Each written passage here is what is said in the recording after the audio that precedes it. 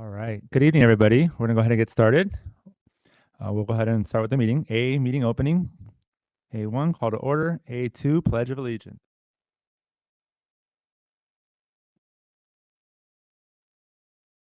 Begin. Pledge allegiance to the flag of the United States of America and to the republic for which it stands, one nation, under God, indivisible, with liberty and justice for all. We will now observe a moment of silence.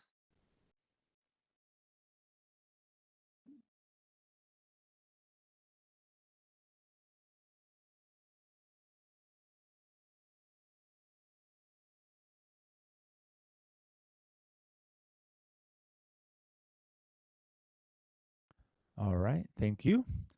Moving to A3, adoption of the agenda.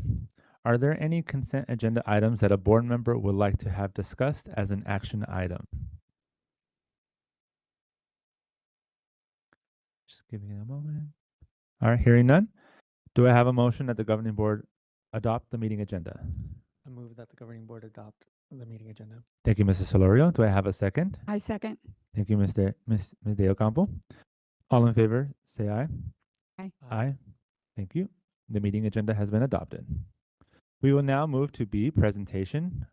We will be hearing our winter holiday performance from Barcelona's guitar group. Good evening.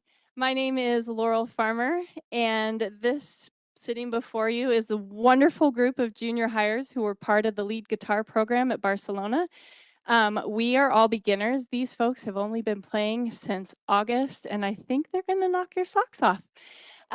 We are going to be playing 3 songs, but we play them each twice through. So when you think it's over, it's not. We're going to play Hark the Herald Angels, Jingle Bells, and Beethoven's Ode to Joy.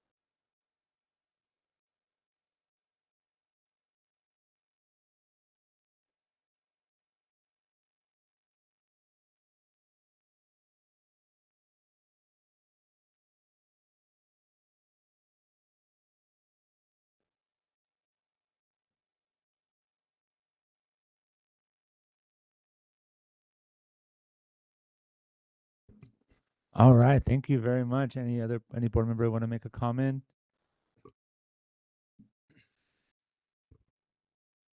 Wow, what an amazing group of students. So let's give them one more round of applause, please.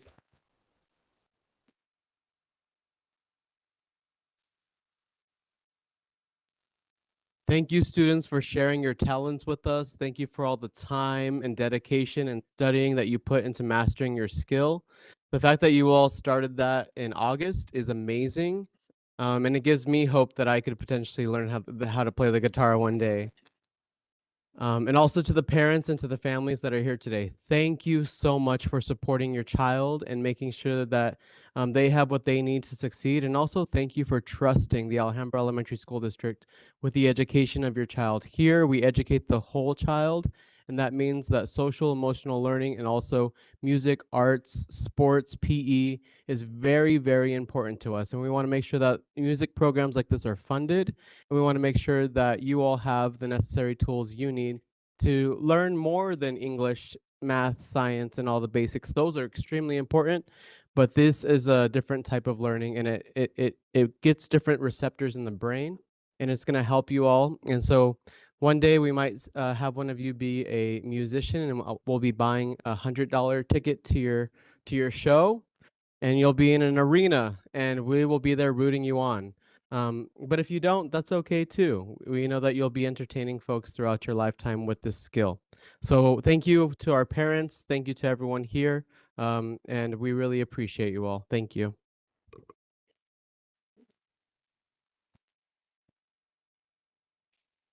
All right, Mr. Conchas thanked everybody except for the lovely lady who led this great group and to help them learn how to use their guitars. So thank you to you as well.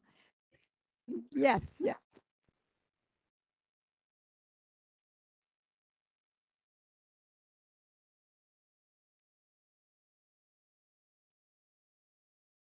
Yay.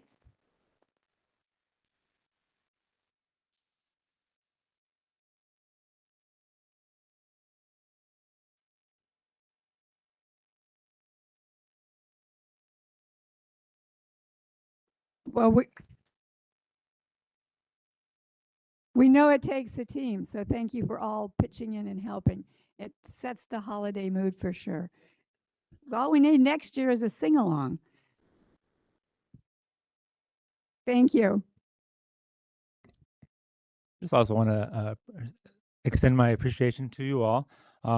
I was in band, or I was in music for about 9 years, and so for me, music continues to kind of go through my veins. I keep thinking about it so much. Hearing you all didn't have a conductor at the moment to help you stay on track, but you all were listening to each other, and you guys were producing great sound.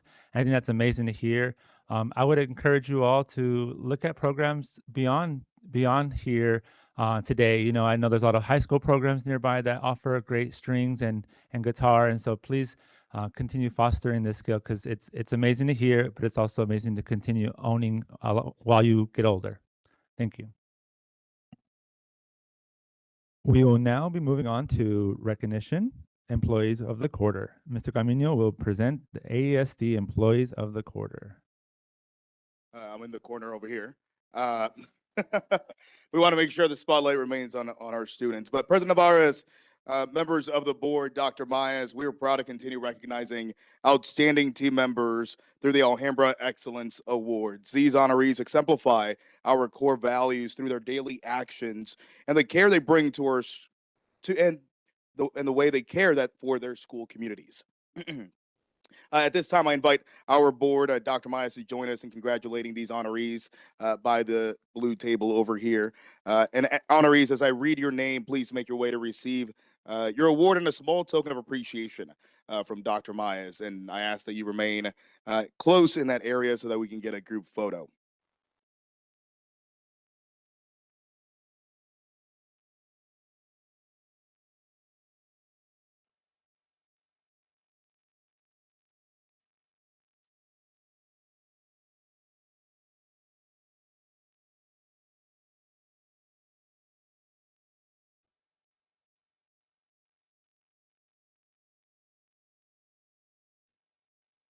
Awesome. Our first honoree from Carol G. Peck is Veronica Zuniga, the dedicated school nurse. She works quickly and efficiently to care for our students while keeping them in class as much as possible. She supports teachers with guidance that helps maintain a smooth school day, and she co-leads the Spirit Squad to uplift staff morale. Always dependable and always caring, Veronica builds strong relationships with colleagues and brings joy to campus every day. Congratulations.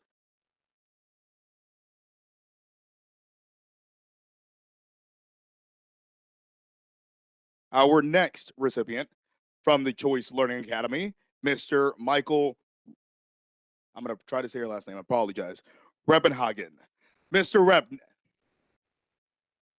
but Mr. Rep consistently shows what it means to strive for excellence. He builds strong relationships with our students in the classroom, at lunch, and even at the basketball court. He brings positivity to staff through small but meaningful gestures like affirmation, smiles, and warm coffee. His impact is felt across the campus. Congratulations, Mr. Rep.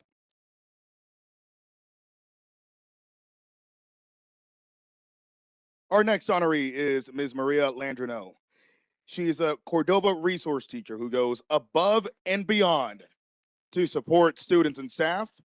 She anticipates needs, steps in without hesitation, and ensures that every child feels valued and cared for. Maria collaborates closely with teachers and brings warmth and professionalism to everything she does. She is truly a caring cobra. Congratulations.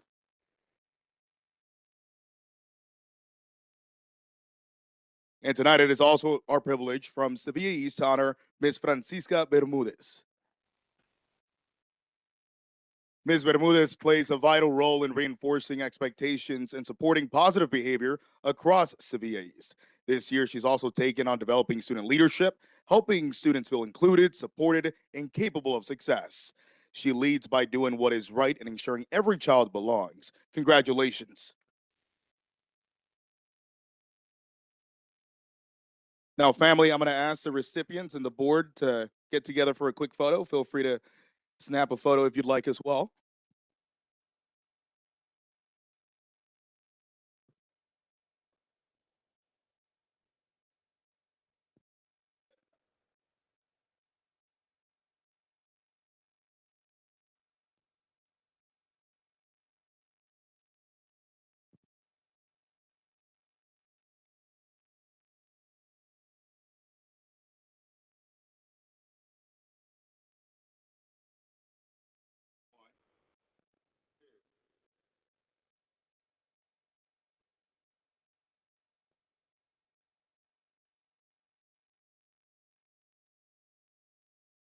Let's give our recipients one more round of applause. Thank you for all you do for our community. We appreciate you.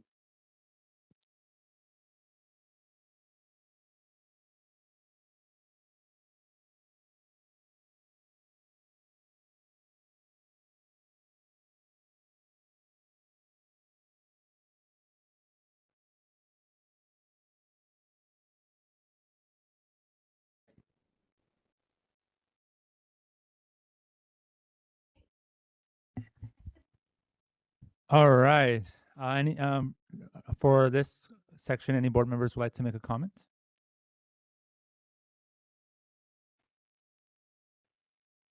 All right.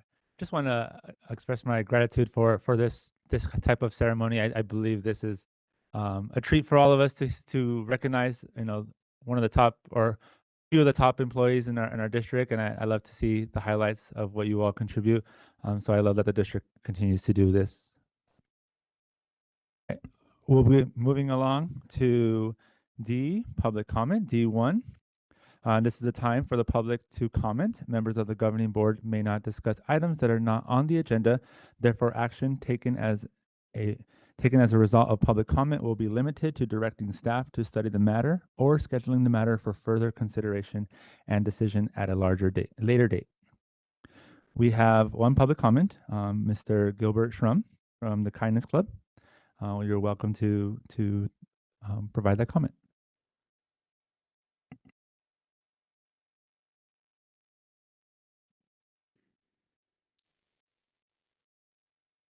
Good evening, President, governing board members, Superintendent Maez, and community partners. My name is Gilbert Schrum, and I'm here as a former ATS parent, an active community member within the city of Glendale, and someone who has supported the work of the Kindness Club for several years. I want to speak today about the recent donation that was made and the concerns that have surfaced regarding how that donation was routed, represented, and ultimately received. For context, the Kindness Club, under the leadership of Mr. Derek Brown, the incredible students who gave their time, energy, and hearts, and with the support of their parents, has earned local and national recognition for its service work. Their impact is widely known, their reputation is strong, and it is my personal belief that this dedication is what drew philanthropic interest from our broader community.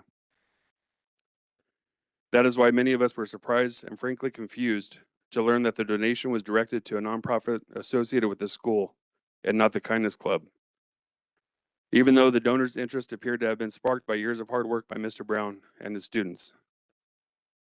In fact, in the donor's own message, which is on the Facebook video that was posted, during his speech, he specifically identifies the Kindness Club, stating, "Every year at your school, students come together to create a hub of kindness and compassion, led by ATS teacher Mr. Brown.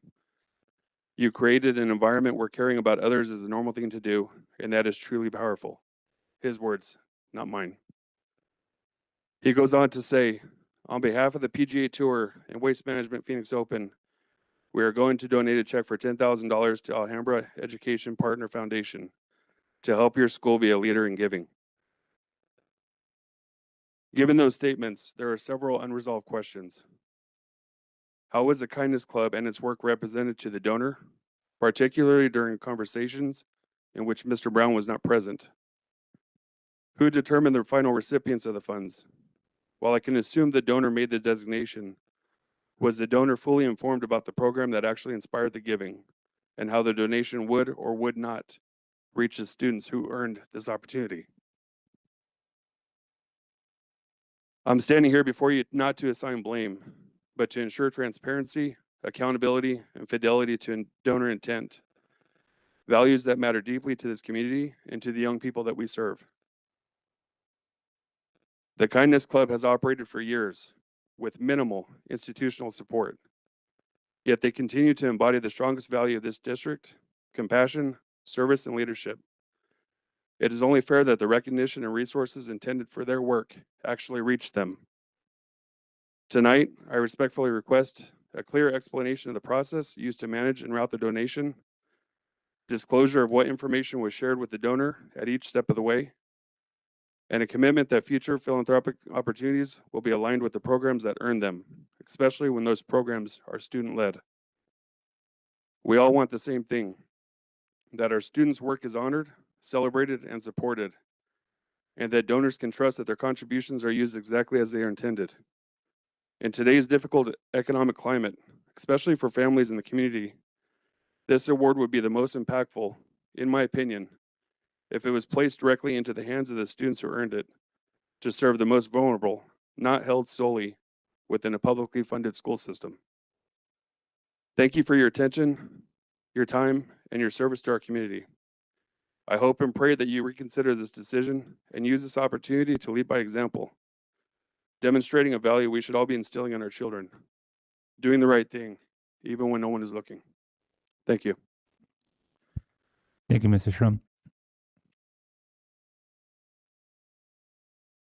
We will now have a brief recess, brief 5-minute recess. And families, you're more than welcome to stay.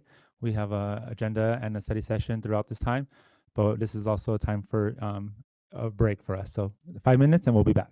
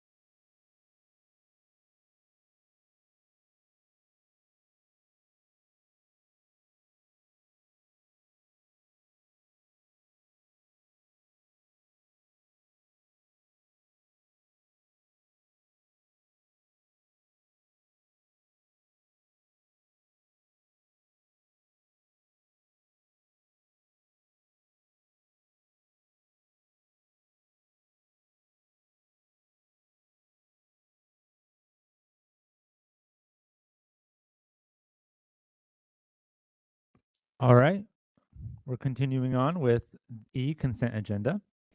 I call for a motion that the governing board approves consent agenda items E2 through E13.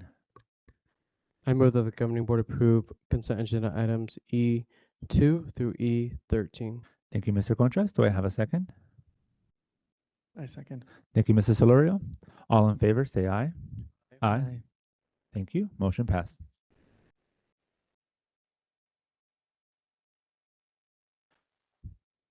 Moving along to F, business, financial report. So that way for you to all be able to review. Moving along to G, human resources. We'll have G1, business services, and we'll have a presentation by Ms. Perry.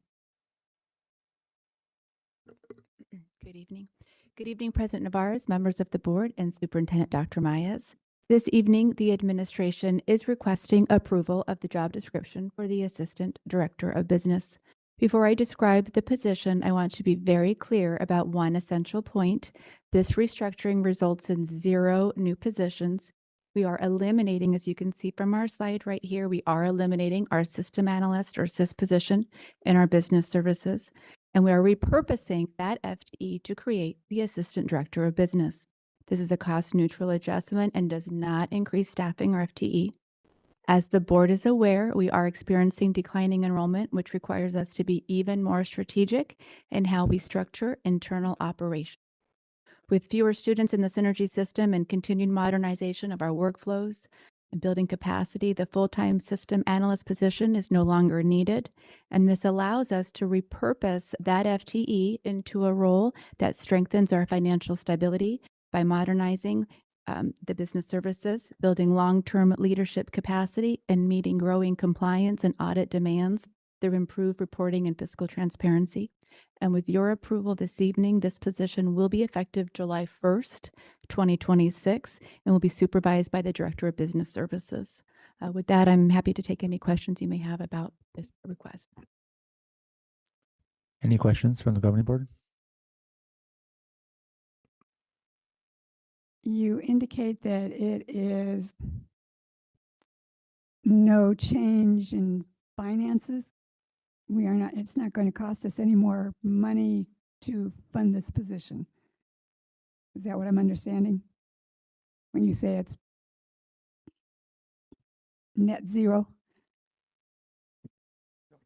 Either I can speak to the further that There will be additional changes that will result in a plus 24,000 to the district.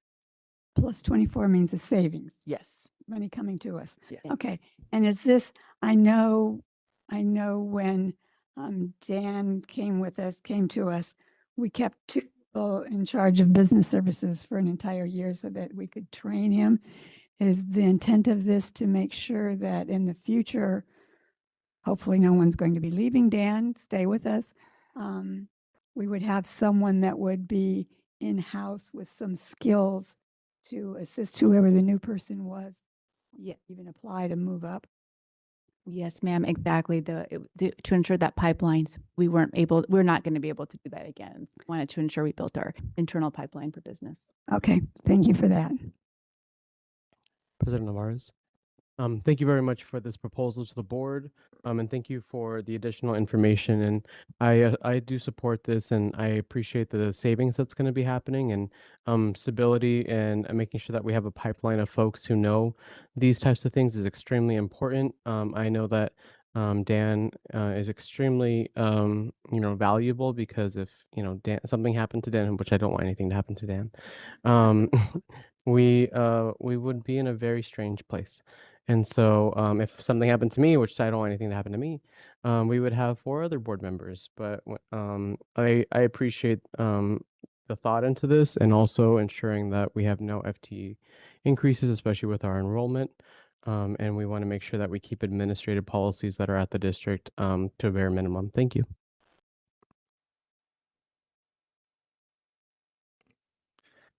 All right. So I call for a motion that the governing board approve the job description for the Assistant Director of Business. I move that the governing board approve the job description for the Assistant Director of Business. Thank you, Mr. Contras. Do I have a second? Second. Thank you, Ms. De Ocampo. Any further discussion? Hearing none. All in favor say aye. Aye. Aye. Thank you. Motion passed. Moving along to G2, Personnel Admin Placement. Another presentation by Ms. Perry. Thank you. Good evening again, President Navarez, members of the board, and Superintendent Mayas. This evening, the administration is recommending and bringing forward these two leadership personnel appointments for your consideration.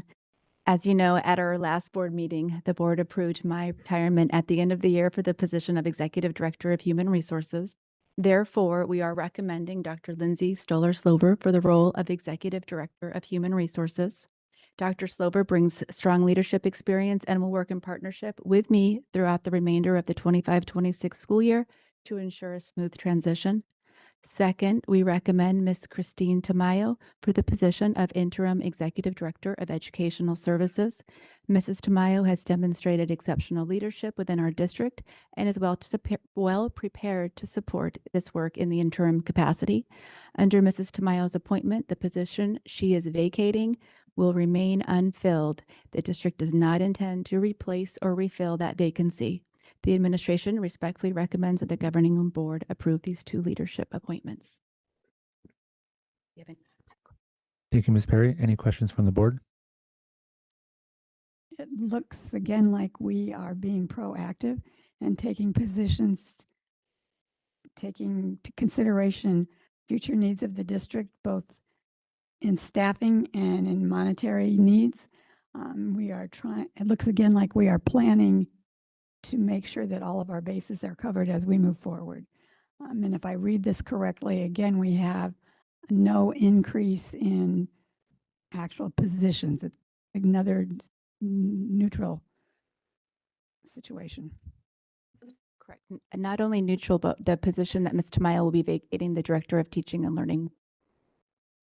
Oh, okay. So we're actually losing a position here. Oh, we'll go to the No. agenda item. Okay, right. Okay. President Navarez? Mhm. Well, I will most likely support and vote for this. I do want to express to the public and to the board how important the Executive Director of Human Resources is. And, I have confidence that Dr. Lindsay Slover is going to do a great job. But for either of these positions, did we do an internal search or did we do any type of external search whatsoever? You may want to, Dr. Myers, if you want to speak to Mike, but I will say that for the interim director of educational services, when we interviewed for that position last year, Ms. Tamayo was our second runner-up candidate. So we went directly with that for mine.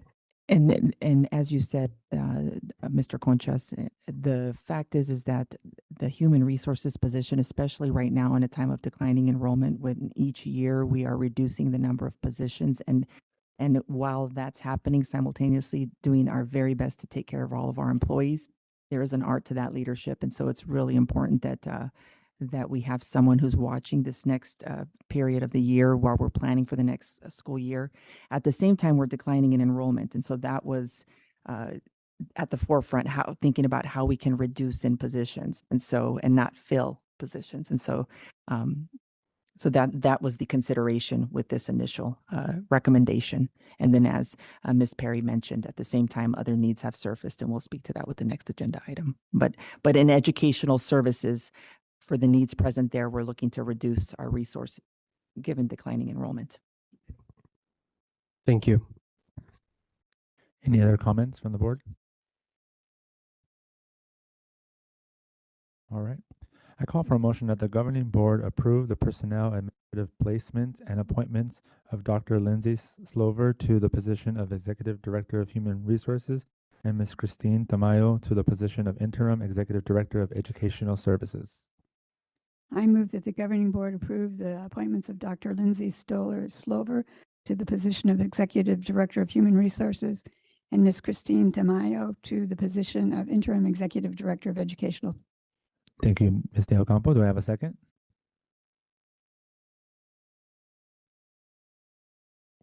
I'll second. Thank you, Mrs. Solorio.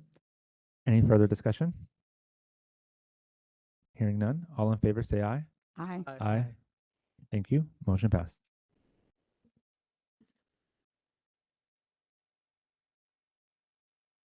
Moving along to G3, student recruiter. Ms. Perry has another presentation. Ms. Perry, you're on a That's roll. now. Thank you. Oh, that was more than I thought. Okay. All right. Good evening, President Navarro's, members of the board, and Superintendent Myers. Okay. G3. This evening, the administration is requesting approval of the job description for the Director of Student Recruitment. I want to begin again by noting one essential point. This position request results in 0 new positions. The Director of Teaching and Learning position will remain vacant, as I just mentioned, and savings from that vacancy will fund the Director of Student Recruitment. This is a cost-neutral adjustment with no increase in staffing. As the board knows, declining enrollment continues to impact our district's funding and long-term stability. To address this, the Director of Student Recruitment will lead efforts to grow and retain student enrollment, reduce losses to charter schools, and improve pure pupil funding through intentional, targeted outreach. This role will coordinate district-wide recruitment efforts, enhance the family enrollment experience, and use data to guide strategy, while also taking a boots-on-the-ground approach, including door-to-door engagement and neighborhood canvassing to connect directly with families and share the value of an Alhambra education. This position is essential to reversing our enrollment decline and supporting the financial health of the district. With your approval, this position will be effective July 1st, 2026, and will be supervised by the superintendent. And with that, I'm happy to take any questions you may have. Any questions from the board? Yes, President Navarez. My question for superintendent and executive team is why are they starting in July? I would like to see them start as soon as possible, but I think I know why, but I'd like to ask that here in public. Yes, just the clean financial break, but I can, without even speaking with Dr. Myers, I'm sure that we will be having these, if we can, as early as possible, get started, as we kind of do with leadership. But Thank you, Mr. Conchas, for your question. And the fact is that we also grappled with that, understanding that our enrollment is declining and we are trying not to add positions and being mindful of administrative costs as well. And so, but at the same time, you're right, that it was a consideration. So this will, by approving this tonight, we can at least post it and be able to see what the candidates are there and start making steps moving forward in this area. But we are aware that we need to take action and are planning for things at this time as well. Thank you.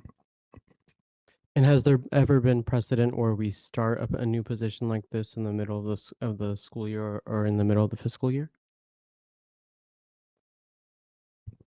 yes, there has. I mean, yes. So to the governing board, I believe in, the recommendation is July 1st, but I believe that January 1st needs to be the start date. And I believe that because if we're going to have students enrolled and have all of these things happening, then it needs to happen between now and the first 6 months of 2026. Because if not, we're going to be having these same conversations about declining enrollment. And we will talk a lot about wildly important goals and lead measures versus lag measures. And I believe that this would be a lead measure. And so I highly encourage the superintendent and the board to consider January 1st rather than July 1st. And I don't know how that happens in this meeting. Potentially it's approving it now and then bringing it back in a future meeting, or tabling it as well. But that would be my recommendation to the board, because we are in a dire place at the moment. And I believe that we need to start these lead measures as soon as possible. Thank you. Whereas I agree that it would be nice to get this person on board as soon as possible, the process of posting, interviewing, and choosing the right person isn't going to happen between now and January 1st. It's going to take some time to find the right person to do this. And the follow-up to that question is, do we have any precedent of other districts having this type of a position? The first question, thank you for questions. Now I've forgotten them. Some was about other positions. We have seen this in some other more of the community college and college level, and I do believe that some of our neighboring school districts and school districts, and we know charters will be having these positions as well. But we know it's probably one of the first in the few. And the other question Was how long does it take to post, yeah, review the candidates, go through that whole process? that would take a while. Not till July, of course. We could move it up of pending board approval. The other part would always be depending on who the candidate is selected, they may have a position they need to be leaving from, so just the transition timeline too. But So to summarize, my ideas about that would be to go along with what Mr. Concha says, get it going as soon as possible, because if we can get students and families into our schools at this time of the year, when our programs are up and running and our students are very set, they're very into what's going on in the school. They know their routines, they knew their procedures, they knew what's going on. Our classrooms are really up and running now, and for new families to come in is somewhat of a problem can disrupt classrooms, but also it can expose new students and families to how safe and what a wonderful learning environment we have. If we can get them in earlier, then our chance of having them return is better. I appreciate that. Dr. Yeah, thank you, Ms. Del Campo, and I appreciate, Mr. Conchas, your understanding of the sense of urgency that we have. And so we appreciate the support, and I believe that being able to at least move forward with posting the position, moving forward with the process, then we can certainly consider all the feedback that we've received and determine a different action, if that's the course of action we determine to recommend to the board after we find the best candidate. And I do understand that this is a difficult position when we're talking about declining enrollment, which actually then reduces our income. So it's a little bit difficult to talk about creating a new position, especially when I've seen that we do have classrooms in our district with what I consider excessive amount of students in one classroom. So it's a little bit difficult to be talking about creating this position. But I think we have to be forward thinking and realize that if we want to make a change and continue the high quality of education that we provide in our district and the resources that we have available to our staffs and our family and our students, we have to be proactive. And this is a proactive, this would be a proactive action. Any other board member? Just a quick comment. I appreciate seeing this position. I know it's been discussed, or the ideas have been discussed, and now it's here. For me, I would love to see this role really shine throughout the district. When we look at the systems that were kind of modified and created throughout the past years, it's done well for the district, and I would love to see systems behind student recruitment to get everybody on board, to really change behaviors and be a space that really encourages families to walk in our doors.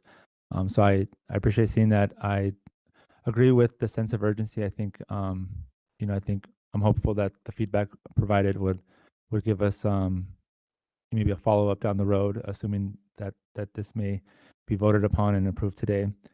So I think this will hopefully be another conversation we hear in the near future. President Navarez. Yes. I wholeheartedly support this 100%, and I appreciate the different responsibilities that it exists. And so I know that our superintendent and that HR will be responsive to our feedback today. But for me, I want to make sure that we do get it done as soon as possible. So I will be voting no on this because it is starting July 1st, with the hope that the board will pass it and that we will get this done as soon as possible. Thank you. Thank you, Mr. Contreras. Just would you like to amend part of the request that's here? I'm trying to look at the attachment in itself because I know that's where the amendment would need to take place, but You just would have to amend the motion. and could the amendment potentially be and the start time being the 2025-2026 school year be part of the motion, or? President Navarez? Yes, Mr. Contreras. I'd like to amend the motion to approve the job description and posting for the Director of Student Recruitment starting in the 2025-2026 school year. Thank you. Do I have a second? I second. Thank you, Mrs. Florio. Thank you, Mr. Contreras. Any further discussion? Hearing none. All in favor, say aye. Aye. Aye. Thank you. Motion passed. All right. Moving along to H, new business. H1, consideration and direction of on-ASBA bylaw change proposal. I call for a motion that the governing board approve the ASBA bylaw change proposal. I move that we approve the ASBA bylaw change proposal. Thank you, Ms. De Ocampo. Do I have a second? I second. Thank you, Mr. Solorio. Any discussion? Hearing none. All in favor, say aye. Aye. Aye. Motion passed.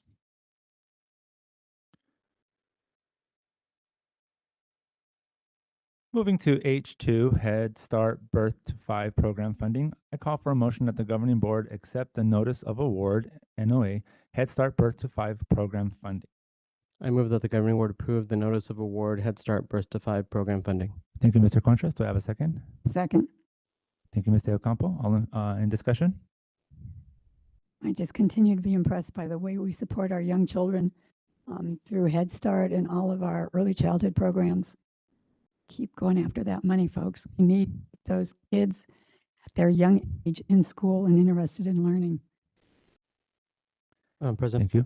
Yes, Mr. Contreras. I will say that this is extremely important to me in terms of our early childhood education services, our Head Start, and Birth to 5.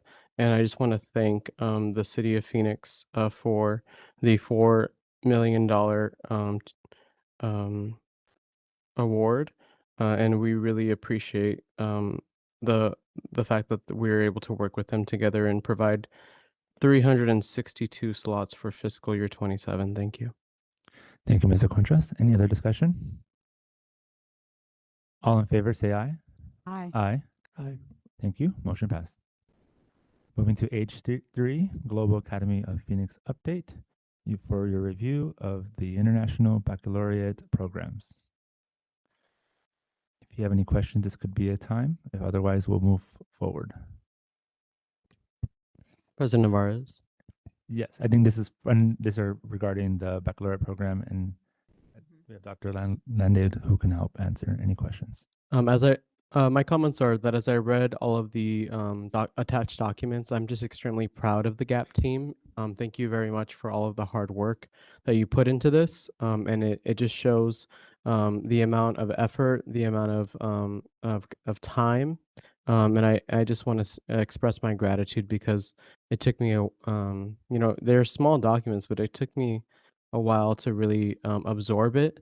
And some of them aren't so small, but I appreciate it so much. Thank you, Mr. Contreras. Any other comments?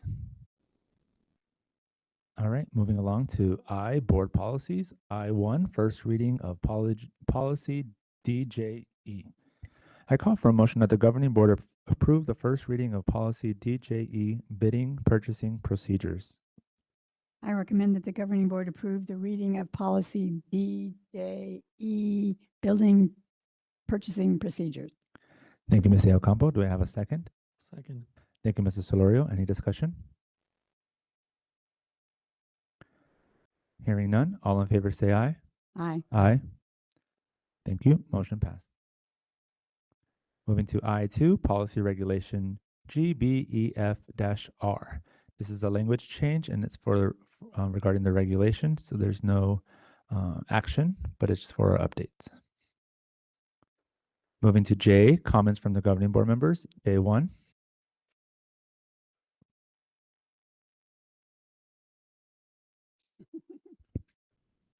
Because I'm sitting on the end, I get to go first, I guess. I so appreciate that we had a musical performance. I am so proud of our district for having the commitment to the whole child.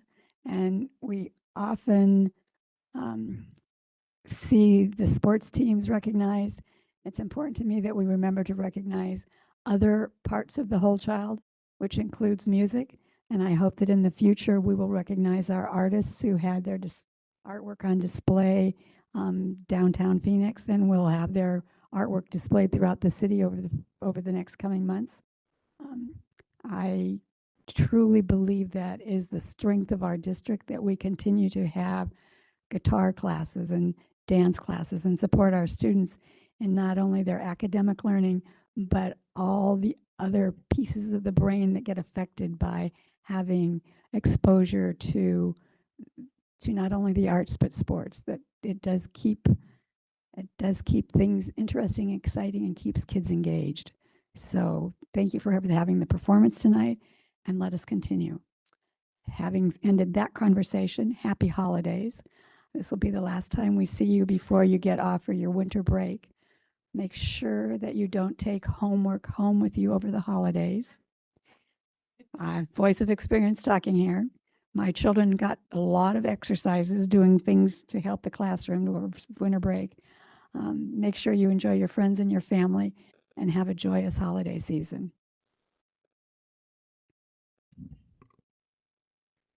President Navarez and Governing Board. First and foremost, I want to say that this is end of my 5th year as a Governing Board member, and it doesn't even seem like that. But I've seen all of us grow together. I've seen myself grow as well. And one of the points I want to make is that in my 5 years of being a Governing Board member, also 3 years as a Governing Board president, today or this week was the first time that a parent called me because they were concerned, and that was Mr. Shrum. And Mr. Shrum had mentioned that the principal at ATS didn't respond back to him, and also that the administration, in terms of the superintendent and community relations, were also unresponsive as well. And now we understand that everyone has their side, and folks want different things.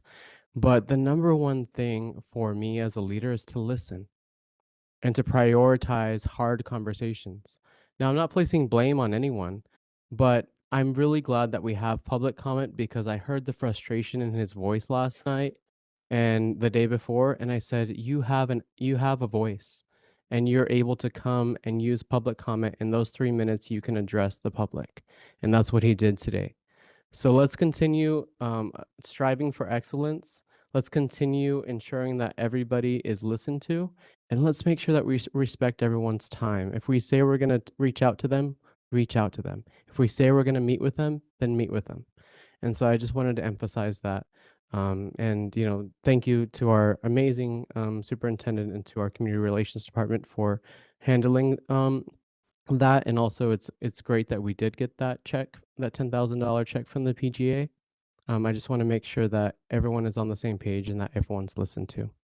Now, on a much lighter note, we are excited for the holidays, and so I invite everyone to the Hometown Christmas Parade in the historic downtown Glendale this Saturday. Starts at 11 a.m. 11 a.m. Between 51st Avenue and 59th Avenue on Glendale Ave. And also, I just want to say thank you to all of you so much for everything that you do every single day. Thank you to all of you who put in hours before work, during work, after work, and thank you all for being here. I appreciate you all. I hope you have a great holiday season, a great new year, and I look forward to what's going to come in the new year of 2026. And then the last thing that I'll say, President Navarez, is that we have a study session at the end of this, and I don't particularly like that we did that.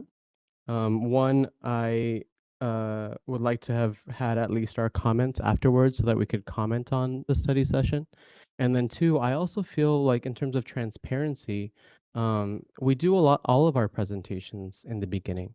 And so my question is why did we wait to do it into the very end? Was it because that we had a performance here and we had families here and we didn't want to do the study session there to respect their time? That would be positive intent.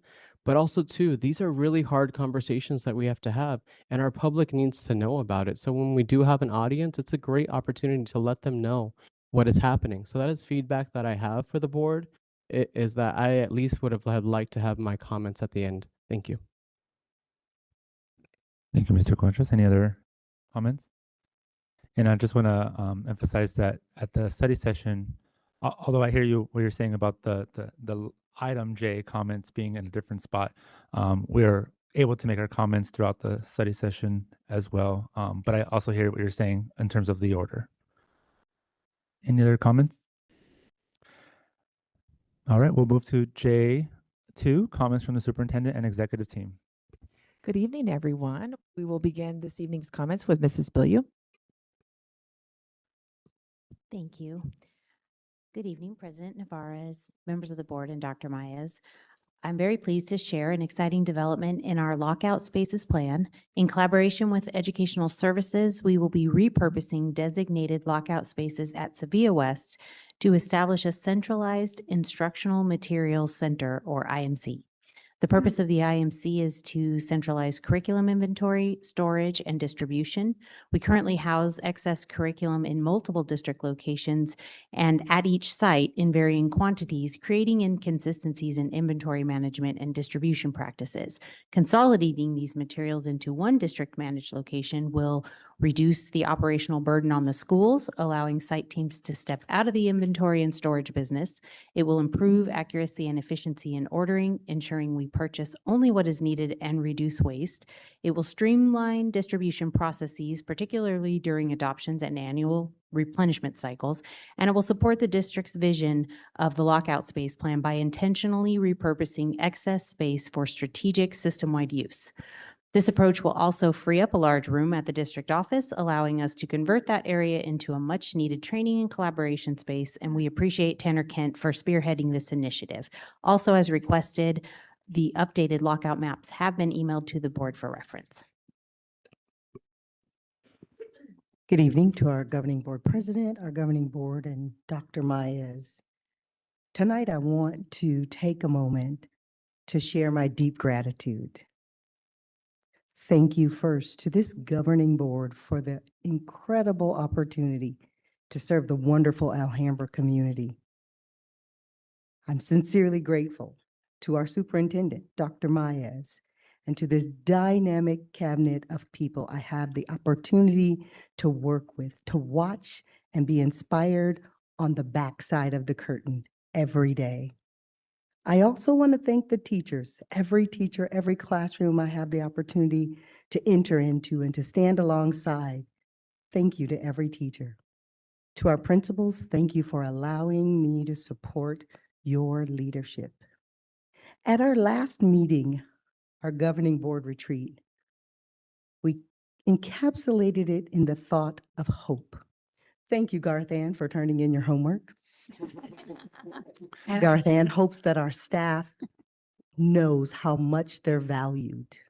She hopes that our students believe and know that they're loved and cared for. And she hopes that our families know that we support them and that they feel comfortable coming and speaking to us as their community.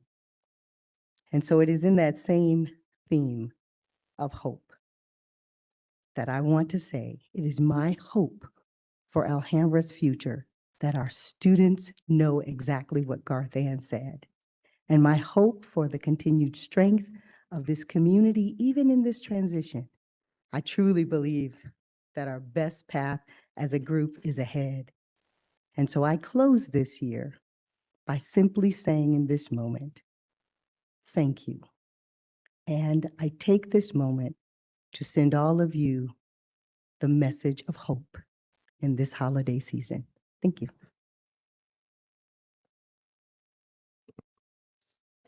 I love following Alana. What a beautiful message, Alana. Thank you very much. Governing board members, President Navarez, governing board members, Dr. Mayes. I will keep my board comments brief this evening. This evening, during our consent agenda, I wanted to share one of the approvals was for an MOU with between Alhambra and the Teachers of Tomorrow organization. They've brought another collaboration to us, of course, discounted tuition, but we were able to bring a broader pool of candidates with us. We currently have 4 teachers earning their certifications through Teachers of Tomorrow. It's a great partnership. I also wanted to share a little sneak peek. Marjorie Paez popped into my office just before the board meeting and shared some really great news from Arizona State University, inviting us to their ESS Special Education College Fair. We're on it. We're ready. We're excited. ASU said they really wanted to highlight Alhambra. So these partnerships with all of our universities and teacher prep pipelines, they continue to be a win-win. Particularly in these recent years, as our pool is declining as well, or certified teachers becoming more limited. So, thanks again to the partnerships, and we're excited to highlight our schools. One thing ASU wants to do is come in and bring their teachers, their College of Education students, to come and see our campuses and to highlight Alhambra as a beautiful district to be in. So, we're getting great highlights out there. So, thank you. Good evening, President Nevares, Governing Board, Superintendent Dr. Mayes. Tonight, I want to celebrate and thank our schools, our leaders and teachers for continuing to recognize our Leaders of the Month. It's wonderful to see that students are being recognized and celebrated, not only by the adults on campus, but by their peers and by their families, being recognized for their leadership, for their great behavior, for meeting expectations, and for having amazing or improving attendance. These things matter, and our students are being recognized for them and celebrated, empowered, and building their self-esteem. I want to say at Catalina, during their Leader of the Month, they were surprised by the Grinch. And you know the Grinch, he likes to disrupt everything, but those students were using their Leader in Me skills, and they kept the end in mind, and they didn't let the Grinch back to them, but they had such a great time. And at Westwood, they took the opportunity not just to celebrate our students, but to remind everybody what the expectations are, to revive the pride in the teddy bears, and to teach our parents how they can also help at home. So they're making the most of these opportunities. They're being very consistent, even at this crazy holiday season. So thank you, everyone. Governing Board President Navarez, Governing Board members, and Superintendent Dr. Mayes. Tonight, I have some exciting updates and celebrations about arts and music in Alhambra Elementary School District. Last Friday was the art gallery opening at Passages Art Gallery in Phoenix. Each year, our district is provided an incredible opportunity through Young Arts Arizona. 40 Alhambra students' art pieces created during the 24-25 school year were selected for a special year-long exhibition. This artwork will remain at the gallery until March 2026. And from here, the pieces will travel to the Arizona Capitol Legislative Hallway, Secretary of State's office and the Budget Planning Office, the Arizona State Board of Education, and Parsons Medical Center. I attended, and it was a packed house and some excellent artwork. In addition, we just found out this week that we have 17 students, 11 from Catalina and 6 from Granada East, that will be performing in the Greater Phoenix Honor Band in mid-January. Among these students, we have first chair performers in flute and trumpet from Catalina, a first chair performer in trombone, and a first and second chair performers in clarinet, all from Granada East. Congratulations to all of those talented musicians. And last but not least, we are so excited to share that Deanna Torres, the band director at James W. Rice, has been personally invited by the North Central Region Band Choir of the Arizona Music Educators Association to serve as saxophone adjudicator for the 2026 North Central Regional Festival at the end of January. Each year, a small select group of music educators from across the region are chosen for these adjudicator roles. Participating not only represents a significant professional recognition, but also allows her to stay at the forefront of saxophone instruction, a network with top educators statewide, and to bring back valuable insights that will benefit our students. We are so proud of your accomplishments, Ms. Torres. Thank you. Thank you, team. Another highlight that I'd like to share with our amazing governing board is that today we had Governor Hobbs at Westwood, and that was pretty amazing, as we're so proud of the amazing work happening there. And so thank you to Mrs. Stevenson and her great leadership who hosted our governor. And like I said, our child nutrition team made us so proud. They were so impressed with the food, all the home cooked food that we have, and kids and families smiling and enjoying just a wonderful time. And so I know that there are amazing festivities like that happening throughout our district, and I am just so humbled and grateful to be working alongside the hardest working and most incredible administrators, teachers, staff, and we're just I'm overwhelmed with gratitude each and every day. So thank you all. And my final comment is just that thank you, Mr. Conchas, for your feedback. And in Alhambra, we strive for continuous improvement, and so it's received, and we will work hard to continue to make Alhambra proud. Thank you. All right, moving to J3, governing board direction and/or agenda item requests.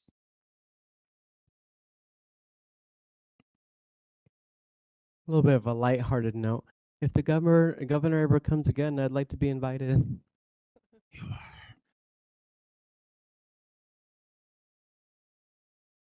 Just kidding, I was invited. I was going to say, maybe you didn't read your emails. There was one.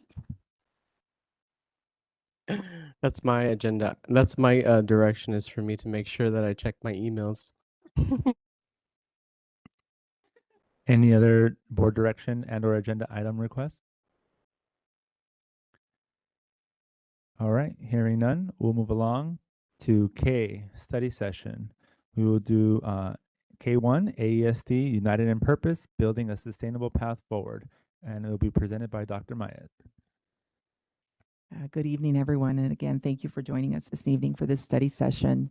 I will be presenting, but I welcome my team at any point. You've been alongside me in this journey as we've been working to collect data and ensure that we're hearing from all of our stakeholders. So at any point, feel free to join in. Again, our purpose this evening, we are united in our purpose to serve and provide the highest quality of education for the Alhambra children. And we recognize the needs before us, and we want to ensure that everything we're doing creates a sustainable path forward. So the last study session, we shared these drivers, and I just want to share them again as they are the focus of what we're doing. We talked about how as our schools, as our enrollment declines, we want to ensure that we keep in mind that impacts the equity of programming. It impacts what we're able to do. And so again, these are our drivers: equity in programming, making sure we're able to optimize our resources. And we know financial stewardship is key. We've been very proud in Alhambra that we are stable financially, despite declining enrollment the past several years. We've been strong financially, and we want to continue that. We recognize our responsibility to our families and our community and the continuity they strive for, and we're keeping that in mind.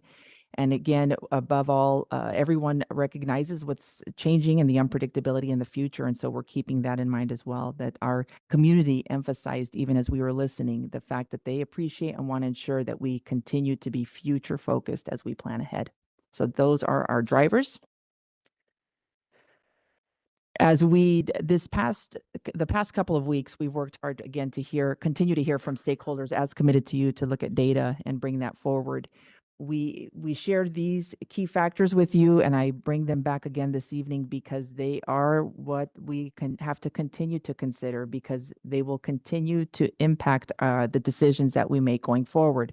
Again, this is not something that's solely Alhambra's dealing with. Nationwide, we recognize that there are lower birth rates, and the impact that will have, that not only has had today and the previous years, but that it will continue to have through the next several years.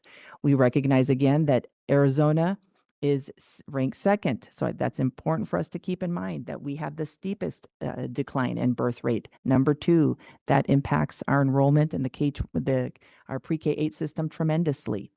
We also know that we have a number of children that we are very proud of the fact that there are more than 50 languages spoken in this beautiful, diverse district of ours. And we understand the patterns of immigration have changed, and that has impacted us tremendously. We saw that huge impact this school year as we had 3% more of a decline than we had predicted. And so again, we're not alone. Our neighboring districts are struggling with this as well. And it's something that we're all problem solving and wanting to do the very best that we can to ensure sustainability for the future. All right, so for tonight, again, our focus is to bring that back, what I just shared, bring that back into the forefront here as we continue to look at enrollment changes. We've been listening, we've been continuing to engage our stakeholders, and we want to share what we've learned. There have been some key themes, and that's what we're reviewing tonight. We also want to continue to recognize the declining enrollment patterns, how that impacts our finances, and just the capacity of the district. And so that's important for us. And we present to you things to consider so that we will make recommendations based on the data that we present this evening. At the conclusion of this presentation, we have a timeline that we're presenting, so that was also important. Our stakeholders want to know what the plan looks like ahead, what's the timeline, and so we'll be sharing that this evening as well. All right, so we had several listening sessions the past couple weeks. We had the opportunity to sit down with the CLA and Westwood staff, all of their staff, and then we had sessions at the end of the week that invited all of our employees to come and hear about, again, the data, enrollment trends in our district, and just so that we all have that shared learning and understand where our district is at. And so over 100 people came, and we were thankful to have that input. And in addition to that, we had a QR code in all of these sessions that was shared so that we were able, if people weren't able to share or comfortable sharing publicly, they had an opportunity to share via a QR code. And we appreciated those that took the time to share feedback, written feedback with us. We wanted to gather candid input and feedback for both CLA and Westwood, knowing that our biggest declines have been on the east side of the I-17, with CLA having this most significant decline. The data that we presented was over a 24% decline in the last 4 years. And so we want to ensure that we keep in mind the student experience. I know that what I had shared with even the staff while we were there were sports programs going on, and I was informed that just that evening that even at CLA, we were not able to offer a girls basketball team because there's not enough students to participate. And it's little things like that that impact the student experience. And we want to make sure that there's equity, and we consider that long-term impact. So again, we also, so we spoke with our staff and had great insights from all of them. And we also spoke with families. Sorry if I missed that. And so we did speak with families both at Westwood, and perhaps that's on a future slide, but I just wanted to make sure that that was captured. All right, so what we learned. So starting with our staff, we met with the campuses where we had the deepest or the most significant decline. And one thing that we want to make sure that you're aware of as a governing board is both CLA and Westwood express deep pride in their schools. We are so fortunate in Alhambra to have staff who are committed and who want what's best for students and for families. Our participants, our staff, were very appreciative of the transparency. They appreciated seeing the data, not only for their schools, but even district-wide. They appreciated that we were having these conversations now. Even some of our staff recognized what's happening in other districts, and staff said, thank you. I know this is hard, but thank you for having these conversations now. We don't want to be like some of our neighboring districts. We appreciate that you're taking the time to take a look at this now, make decisions now. And actually, they said that too. If the sooner that you can make decisions, it protects our stability, and that was important to them. And so, we noted that, and then I want to share specifically as well, when we were at CLA, it was staff themselves that said, have you considered combining us? And so again, with the pride that both schools have, that same question came up when we were at Westwood. But again, both campuses are very proud of the work that they're doing. And so CLA said, why don't you just combine us, bring Westwood over here? And when we were at Westwood staff said, it makes sense just to combine us, bring CLA staff over here and kids over here. And so, and so, like I said, it made sense to them to consider combining the schools, but at the same time, they take great pride in their own campuses and what they're building there. When we met with our staff and our families, we again shared enrollment. We shared the impact that it has on finances. The question did come up: what number is that you're looking at when making they recognize that schools around the valley are talking about closure, and they asked, what's that number that you're looking at? We had shared how publicly we had shared 300 was that student threshold. At the same time, when looking at our own finances, we recognize that we do have schools that we do have CLA that's slightly above 300, but yet still operating in the red. And so we recognize the need to revisit that. And then we also have Valencia that's operating in the red right now. However, they've declined significantly because of immigration patterns. When we were talking with staff, they wanted us to again recognize that they saw the obvious, that with the consideration of combining the schools. But they also wanted to know, if we did that, what would happen to us, which made sense. And so, and we shared how, again, the students, knowing that our decline it aligns to our natural attrition, is what we've been sharing. And so, because that's what we've noticed, even this last school year, we eliminated over 40 positions, but yet still we didn't have any rifts or anything like that, because our natural attrition from people moving, teachers having babies, or life changes and they decide to stay home, things like that, that our natural attrition supports what's happening with the enrollment in our district. And so that's what we would anticipate with the combining. Where the reductions or the savings would come with combining the schools, if that's the route that we go, would be from administrative costs, overhead costs, things like only needing one office and so forth. So, and then staff also wanted, again, with that natural understanding of, if you just combined us and whichever campus was left vacant, what about charters? So that express came up, and we shared how we want to look at this in steps. And so first we need to decide what's best for the district, and then if closure is one of the recommendations and decisions long term, then next step would be looking at how we use that space. For our families, there were clear trends there. Our families, again, are very proud. What I recognize, and I think Alhambra should be very proud of, is families are very loyal to Alhambra. And so that's where their loyalty is, more than I saw a particular loyalty to a school. They said, we love Alhambra. Even if they were at Westwood now, but families had gone to another school, they made clear that it's Alhambra that they're loyal to. And so parents mentioned that they appreciate fewer transitions. They talked about other siblings or even their kids who were nervous about going to CLA, and then made that transition. They're finally getting comfortable at CLA, and then it's time to go to high school. And so they said that they do favor a K-8 model. Staff and families actually shared that bus routes are an issue. They talked about homes that are on the outside of our boundaries, and they believed it would benefit the district if we could consolidate. How would that allow then us to offer more bus stops that are with it, that don't cross major streets? So we don't offer transportation currently, but they are pretty far from their neighborhood school. And so again, that was a consideration they wanted us to consider. But at the same time, they were very much in favor of a model that would allow less transitions. When talking to staff, they wanted to know, what about class sizes? They're worried, of course, that they would increase, especially with the increased needs of students.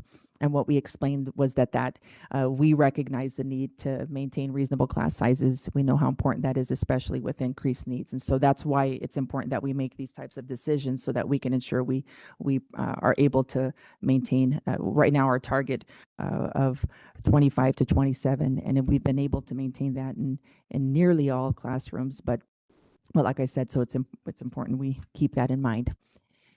And then the question did come up: have we considered 4-day week, and could that be something that would attract students? And what we recognize is, actually, when we saw other districts, or even a neighboring district, do that they actually lost significant enrollment when doing that. And so we made clear that was not a consideration at this time. They asked about, staff asked about the motivation behind the work.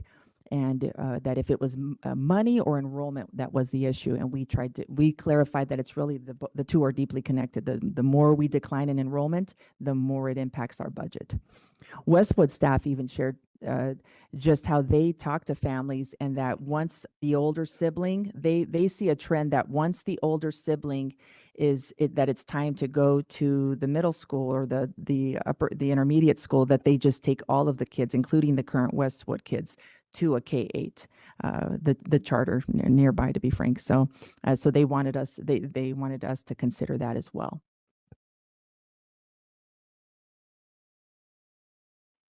So again, with CLA staff perspectives, again, there's a strong sense of pride at CLA. They're really proud of their increased academics this school year. They're proud of the specialty spaces that they have, from the black box to the dance studio and the extracurricular opportunities that our kids have there.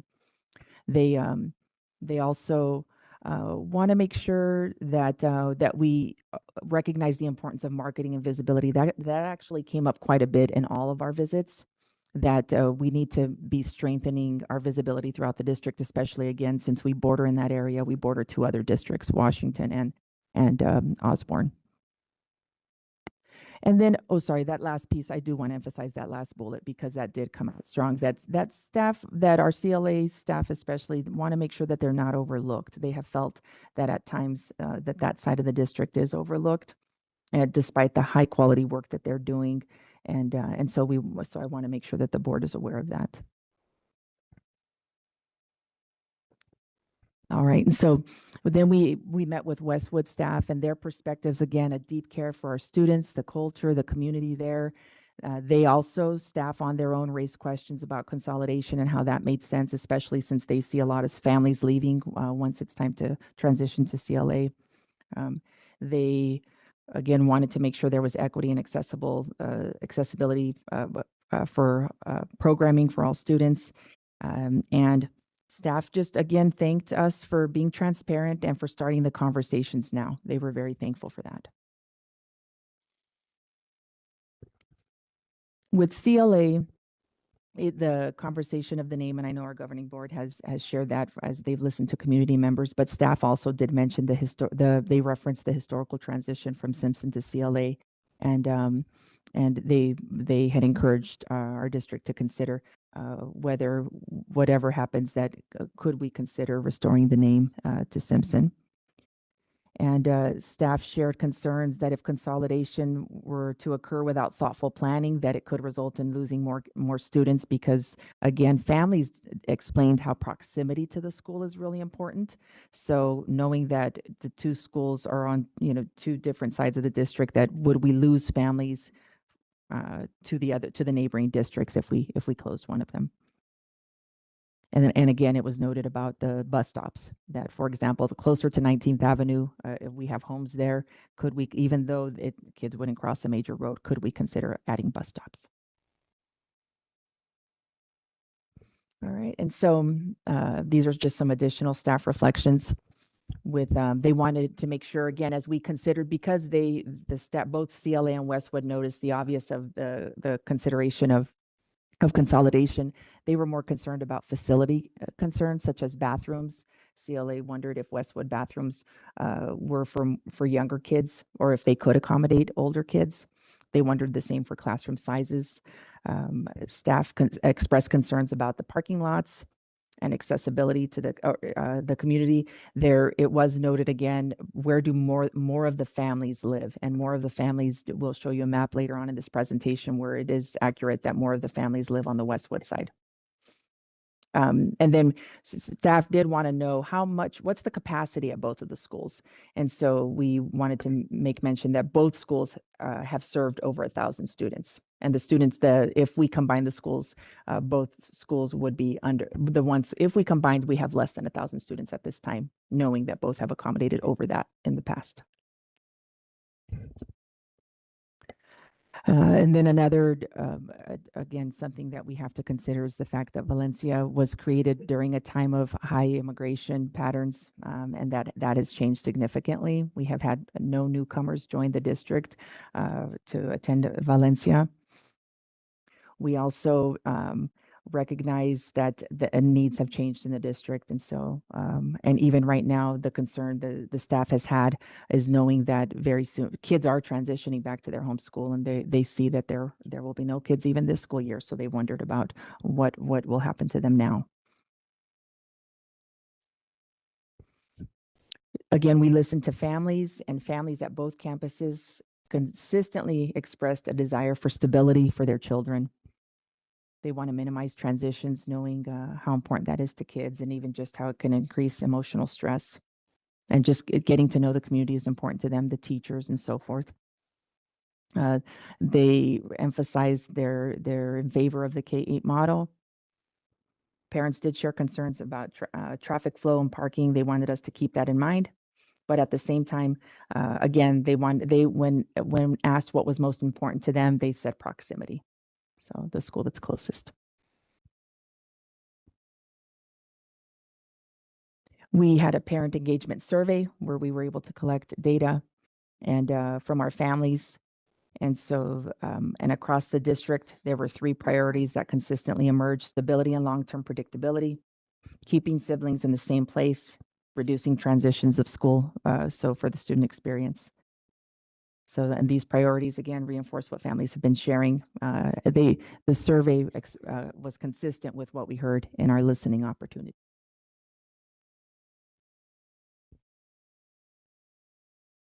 When looking at when considering the feedback, we wanted to do additional research since parking did come up quite a bit. We wanted to take a look and see what is the actual parking since that came up. And so here's some additional facts that we gathered for you all. CLA has 93 regular parking spots, 6 accessible parking spots, so a total of 99. Westwood has just under that with 87 and 3 accessible, so 90 total. CLA is accessible from 2 sides. Westwood is accessible for 4. So that answers the questions that people had in regards to parking or the concerns. And as far as the restroom concerns, CLA was originally built for 1,300, Westwood for 14, but both bathrooms, the fixtures, everything is they're at the same size. And then as far as specialties, it is important to note that CLA, we noted the basketball court. So you see Westwood actually has 1 more and they're shaded, but then Westwood has an additional playground, more swings. But then the advantage at CLA is that there's a softball field, multiple STEM spaces, remodeling in the library, the dance studio, the black box theater. While Westwood has the NPR. We wanted to show you where our kids live. And so you can see the map. On the right, you see the blue dots that indicate all of the students, and you can see it's more dense on the Westwood side. And then you see on the left, there's a grid.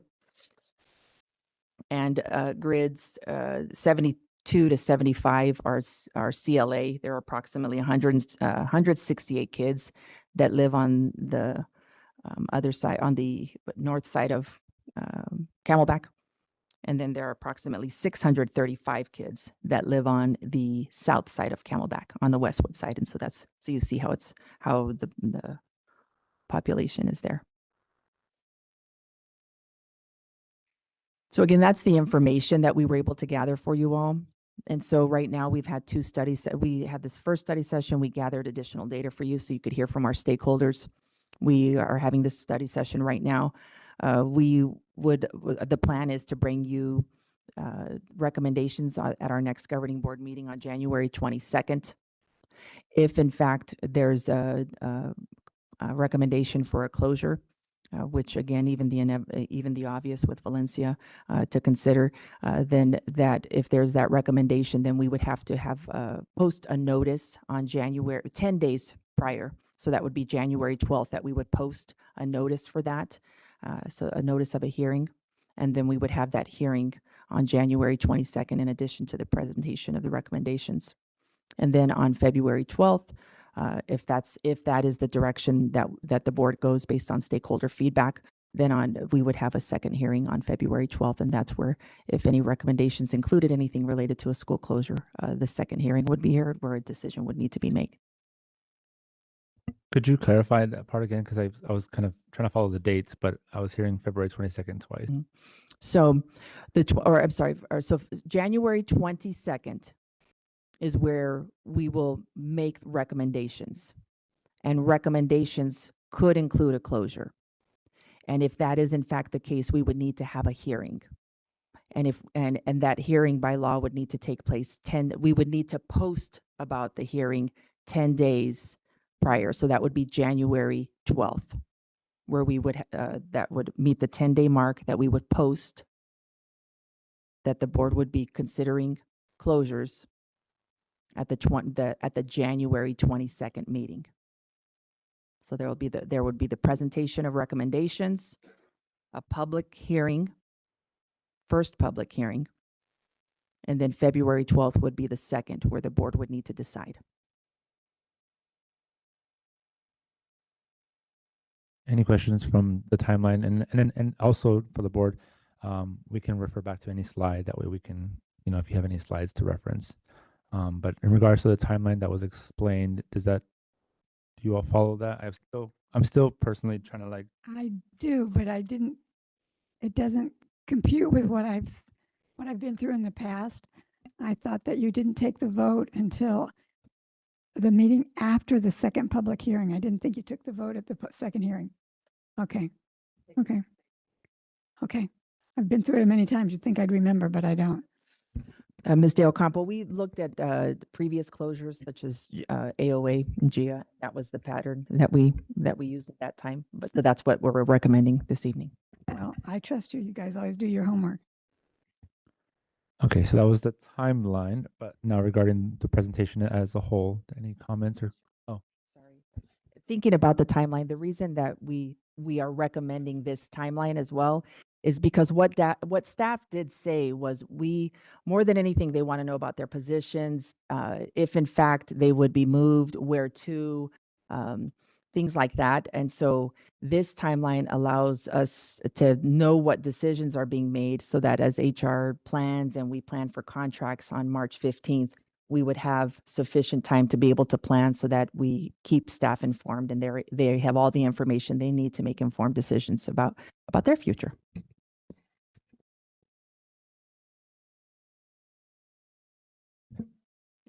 Can we go into like just general statements, questions, things like that? Okay, great. I'd like to maybe start off. I know it can be a little quiet up here and I don't necessarily talk all the time and at every meeting, but I assure you I am involved in the district in the background. One of the things that I've been participating in or kind of being a fly on the wall of in many ways is working with Mandy and Dan and Matt, talking about long-range facilities planning. And, I thought it would be a good idea to leverage my expertise as a licensed architect here and be able to kind of help be a thought partner or a friendly agitator of sorts. As these conversations were happening, this conversation was happening as well, and they were very much intertwined. Like, how do these trends inform the decisions that we're making with our facilities, like the actual buildings themselves? And how does that inform the investment we're making in those facilities?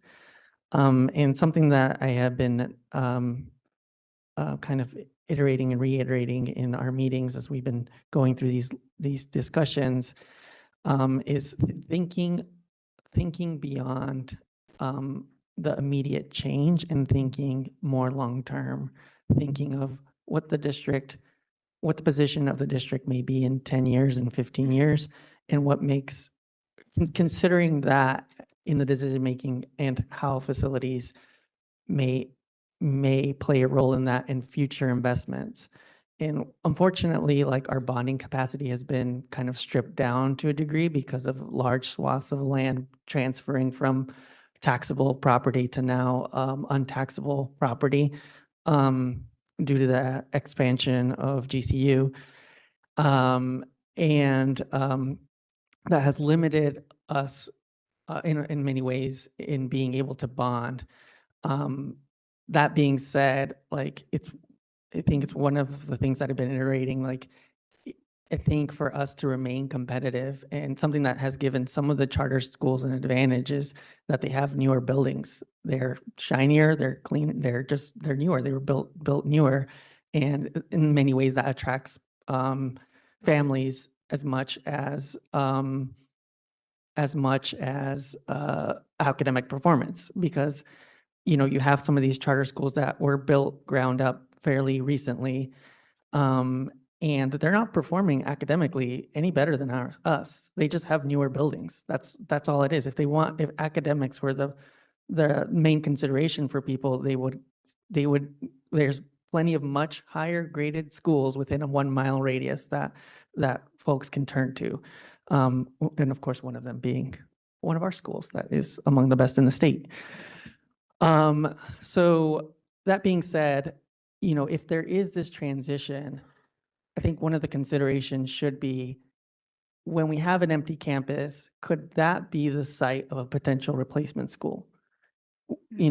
Is that something that, I think that is something that should be considered, can we align our kind of next round of bonding capacity to the fact that we're going to have we have 2 campuses, we have existing facilities, and also, like I've mentioned this before too, is like not get caught in this trap of sunk costs, because there has been recent investment in these campuses, and we need to let go of that to a degree. Those campuses, yes, there's a new black box theater, yes, there's a new dance floor there, but that's obviously not enough to compete with brand new buildings that charter schools are putting up. And I think that should be a consideration, and kind of eliminating the sunk cost of our existing facilities, and think long-term, think of our bonding capacity, think of when we can bring a new replacement school on board, thinking of this as an opportunity of leveraging the fact that we'll have an opportunity that is rarely expended, in that we can do a replacement school while there's a fully operating school going on, and how that can play into this decision-making. And also, like, communicating a long-term plan to the community might be helpful, saying, hey, we're going to make this change, but as soon as we can, there's a plan for us to invest really heavily in this community and have a brand new shining state-of-the-art education facility in this community. So all of this has been kind of floating in my head, and I appreciate Mandy's patience with me and Dan's and all of the questions that I've been having. And I've literally just blurred out my thoughts live while we're meeting, and they're definitely patient with me as I do that. And I just wanted to iterate, kind of that's where my headspace is currently. I definitely am open to kind of shifting my perspective as these conversations go on and as continued input comes in. But just wanted to iterate, that's kind of what I'm thinking of and the mindset I'm approaching this, because there are some harsh realities that we're dealing with, and this is not a win-win scenario. There's not a win-win outcome of a choice like this. Maintaining the status quo is not a win-win, and any of the choices that we make further is not going to be a win-win. So no matter what, we're going to have a tough decision in front of us, even if the decision is to maintain the status quo, because there's detrimental impacts to doing that. Thank you for sharing, Mr. Delorio. Any other further comments? Yes, President Navarez, Dr. Mayas. I want to maybe there was a conversation, or I'm searching through my email looking for see if there was any update or anything like that. But I remember having a conversation on the 3rd of October in the superintendent's office with you, Mr. Navarez, and I had expressed my my thoughts for having a 2-year transition plan, having these discussions happen in the 2026-2027 school year, and then having them be in effect in the 2027-2028 school year, to allow for us to promote all of our students out of Choice Learning Academy. And so this timeline seems rushed, and we're basically going to need to make a decision on January 22nd. And I understand the contracts are extremely important for our teachers and our staff to know what their long-term career is going to look like and whether they need to seek, other positions, but I hope that's not the case. And so I want to seek to understand um where where's the disconnect? We talked about 2 years, and now it's about 6 weeks. So where's that disconnect come from? Thank you, Mr. Conchas, for your question. So in regards to the public hearing, where the obvious that we need to consider for sure is the fact that Valencia has under 40 kids right now. I'm trying to think right now. 47, I think. Yeah, well, I know more. I know they're transitioning as we speak, and so 25 after break, and so and again, no new kids coming, and so I know we were even looking up, trying to consider if we kept the entity, how could we keep the entity alive, and if there are no students, that's the big struggle that the obvious that again that we have to consider right now, and so that's specifically with Valencia.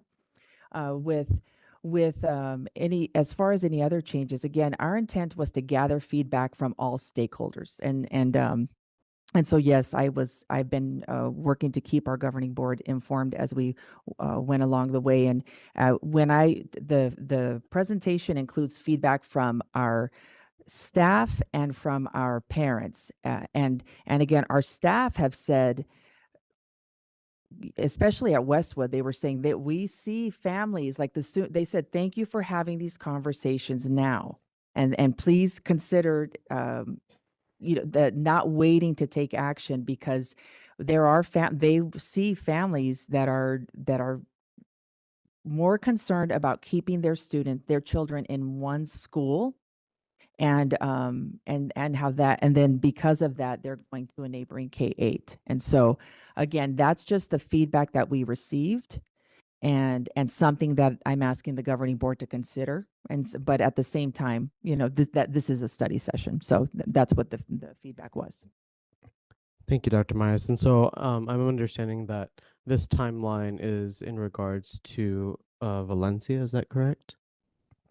Well, again, yes, Valencia is a more obvious one, but if the governing board considers the feedback that families are saying and the trends that we're seeing when students transition from Westwood to CLA, again, that's something that the governing board has to consider with all stakeholder feedback, whether we want to consider a slow transition, or whether we hear the feedback about taking action sooner than later, knowing families want a K-8. Thank you for clearing up my confusion. And so I think this presentation is great. I think in the future, what I would like to see is I'd like to see the campuses separated.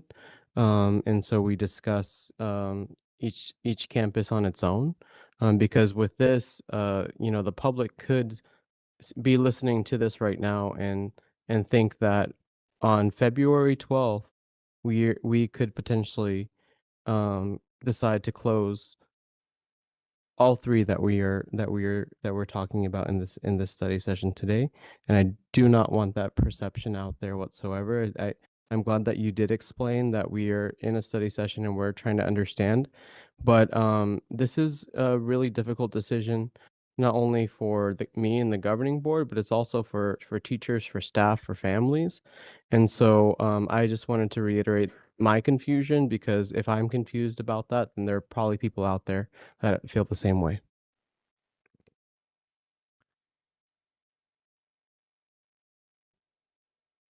CLA is the school I walk by when I go for my morning walks. I live in that number 73 that only has 43 kids.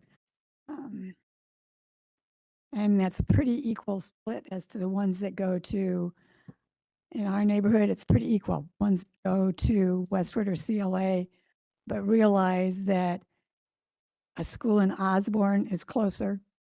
And so many of our students in our neighborhood, choose to walk that shorter distance to get to the Osborne school, or the same happens to go to the school up in the Washington district. They just realistically are closer. They also tend to be K-8 schools, which is an appeal. One of the concerns I hear from our neighbors, and that has been kind of ongoing, we are the Simpson neighborhood. So it's been a real issue with them that their whole identity was taken away when the school became Choice Learning Academy. That's of water under the dam now. Concerns are what if that school did happen to be one that was closed, what the discussion would be around repurposing it. Nobody wants to have an abandoned building in their neighborhood. It doesn't do anything good for property values. It doesn't do anything good for the morale. So that is a deep concern in the community. And when I look at this map that you showed, the density map, those blue dots are the children that we know of that go to our two schools. We don't have accurate information of how many students in that area attend Empower or some of the other charter schools or private schools.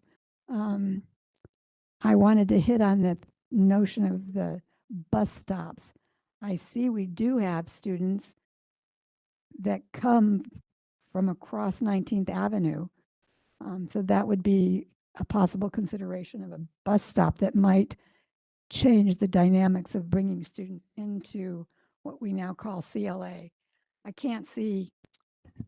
I don't believe we're ever going to get 700 more kids into that school because it's just the way the population is in the neighborhood.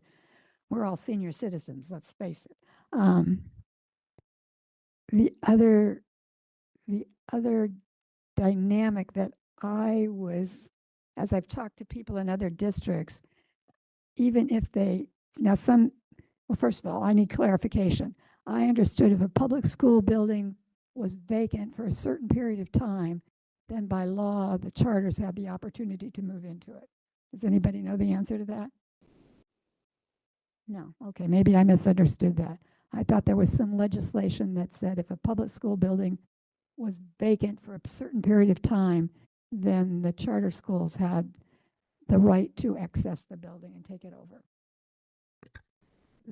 Thank you, Ms. Del Campo. I'm not sure exactly what the law says, but I do know that right now in talking to one of my colleagues, the superintendent who has a closed school, she was saying that they need to make a decision. This is the first year of it being closed, and she was saying how they have people waiting, and so they need to make a decision this year. So I wonder if it's a year, but we can find out specifically. I hate the reality of where we are, but I also know that we have to make wise decisions. I'm also remembering that there were 16 classrooms at CLA that were destroyed by a flood recently and are, as far as I know, still not being used. I do agree, Christian, we put money into that school, but we can't keep saying we put money into that school and use that as an excuse for keeping it open. I do also look at some of our schools that are successful. We've had a good ride with schools that are choice schools. That seems to have brought students into the district. It's a dual-edged sword because it's also taking students away from some of our other schools. But at least they're still in the district. They haven't skipped town to go over to the Empower district. I guess my big concern is I kind of am with you. I would like to have the opportunity to come up with a plan for utilizing, and I'm specifically speaking about CLA, using that facility to its potential, coming up with something that could be a draw for families and for students to come to that, knowing that even if we started it a year from now, look how long it took us to build the capacity at the Global Academy. That didn't happen overnight. It was hard work knocking on doors, having meetings, and it's taken 5 years to get it to where it is today. And I appreciate what the staff has done there as far as building that to capacity. think it's a good model for us to look at for future expansion. There's a lot to think about, and my brain just kind of has to keep whirling here. One of the things I really do get concerned about, I said before, is a vacant property. I think that does nobody any good. If we could come up with some way to use either one of those facilities as a multiple use facility, I think that would benefit both of us, all of us. So thanks for listening to my ramblings. I will try to get them more organized for the next time. Can I just go for a second? Just want to share my thoughts as well. I feel like I've been trying to watch what other neighboring districts are going through and how they make this decision. And obviously they're their own district. They have their unique circumstances. But I try to keep that in mind as we were kind of seeing what decisions might be lying ahead. And I'm in agreement in a lot of ways that it does, in a sense, feel rushed. Or my thoughts were for a while that we would have some kind of engagement plan for our families and really just stress that. And the reason why I mentioned that is because I know other families from other districts have commented on just being surprised by some changes and maybe not feeling prepared to do that. And so I've expressed my concerns to Dr. Myers quite often regarding how do we make sure our families are engaged. And I appreciate you saying that there's a family survey or a parent survey that went out. So I have questions that might not be able to get answered today, but are like, how many families answered that? Were there pros and cons? Who maybe did not answer? Who should be answering? And then maybe what questions directly relate to this closure or enrollment? Just because I know if they're general questions, they may not be aware, that in context of what lies ahead, and maybe they want to give their opinion differently. So that's something of concern, and that I think maybe it might they and they're probably already doing this, but I think they'll continue to bring up their concerns. Like, for example, what do we do about the upper grades and lower grades? And maybe some families feel like I know some schools have like a gate in between their combined schools, and so is that something that we're looking into? I live by Westwood, and when school's out, that parking lot and all sides are just really just a lot. And so my concerns would be, how might we prepare for maybe just an enormous amount of cars, plus maybe frustration from neighbors who might just not care that there's a school that has a lot of activity going on. And so that's something that comes to mind, is like our release and our capacity. I drive by and I look at that. I look at the new solar structure that has rocks, and I'm thinking, how many parking lots can potentially be there, and it just feels like very congested. So I wouldn't want that to kind of impose on the student experience or staff experience on how that school is. But then hearing things like, oh, we've had amount of students of 1,000, or it can hold 1,000 students, and we kind of have way less than that. My question would be, how long ago since we had that number, and maybe did we lose systems or procedures that would have allowed us to prepare for that? So I think that's something that I'm sure the district is thinking about. And then the last thing two things I'll mention is transportation. Like I'm curious to know kind of like what is guaranteed within that. Like, how will we make sure that all families are aware that that transportation option is going to be available and reliable, and that way when they are determining what school to go to, or if they want to transition with the way the district is going, then they can have that and be prepared. And then the last thing I'll mention for now is I still think maybe we can get ahead with informing our families, maybe with local news or other ways to have them aware of this upcoming decision, so that way these concerns could come up to the surface quicker, or to the right individuals in the district, so we can continue learning before we have to make a decision, as that time is probably coming sooner than later. And that's what I'll just say for now. Yes, Mr. Conchas? Yes, President Navarez. So I have a few things that I'd like to say. So in terms of Valencia, we understand that that is something that it looks inevitable at this point, unfortunately. But I haven't given up on CLA. We have just passed today the student recruitment director, and so there are schools that need more support in terms of student recruitment, and so CLA could be a major focus of the student recruitment the student recruitment director. The other things to consider, and I guess this is a question that can be answered. What start times do each of CLA and Westwood have? What times do they start? Yes, Mr. Conchas, they're tier 3, the late start schools.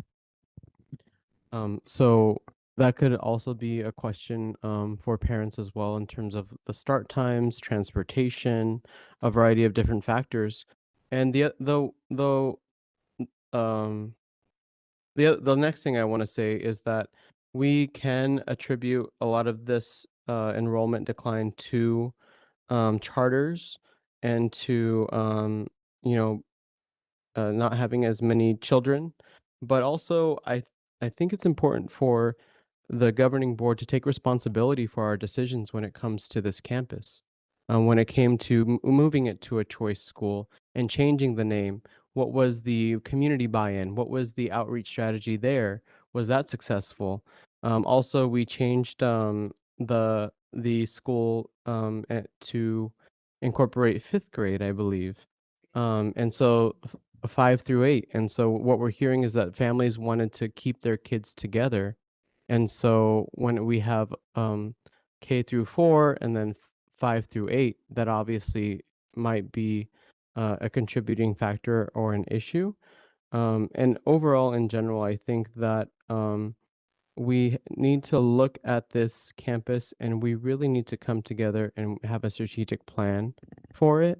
And obviously, if we need to figure out in the future a closure or not, but I think that we can't give up. We need to do everything that we can, but at the same time, understand the realities of things. And then furthering my ideas, which go completely outside of the realm of what we are even talking about today, is unifying our district with a neighboring district, such as the Osborne School District, and combining the two school districts.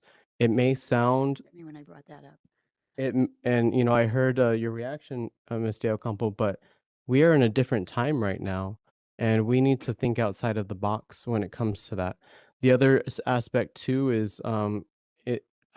I know that it is pretty much legally impossible to become a unified K through 12 district because of the Phoenix Union District overlay, but it is possible in the future. And as Mr. Solorio said, we have to look to see what this district is going to look like 10 years from now, 20 years from now, 50 years from now.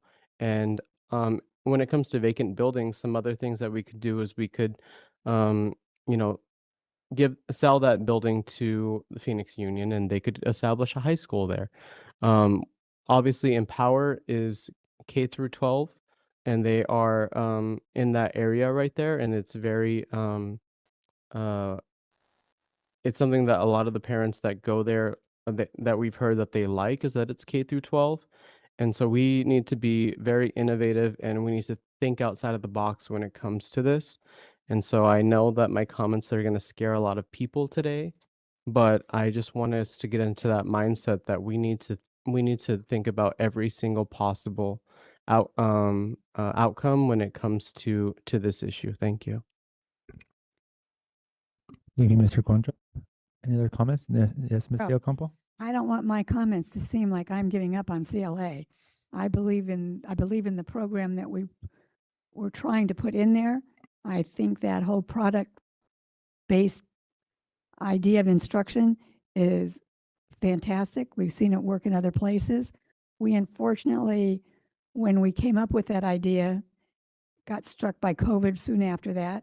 We did not take full responsibility for marketing, for promoting, and for making sure that we had staff that believed in the idea of what we were trying to have at that school. I think the core that's there does believe in what the initial idea was behind having it be choice. The neighborhood, yes, has never accepted the fact that some of them don't care because it isn't important to them.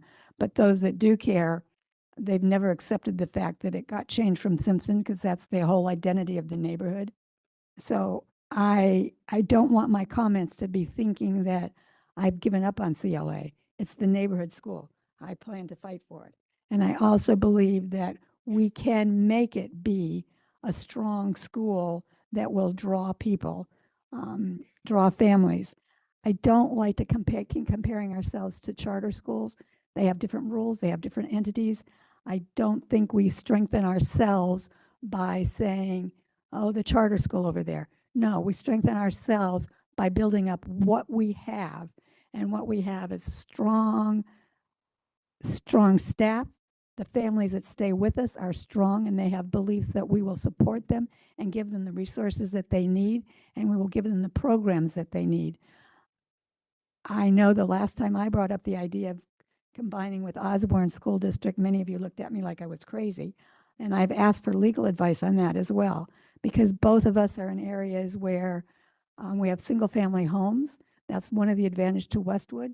They have multifamily, they have complexes, which if you look in 72, 73, we do not have those. It's all single family homes.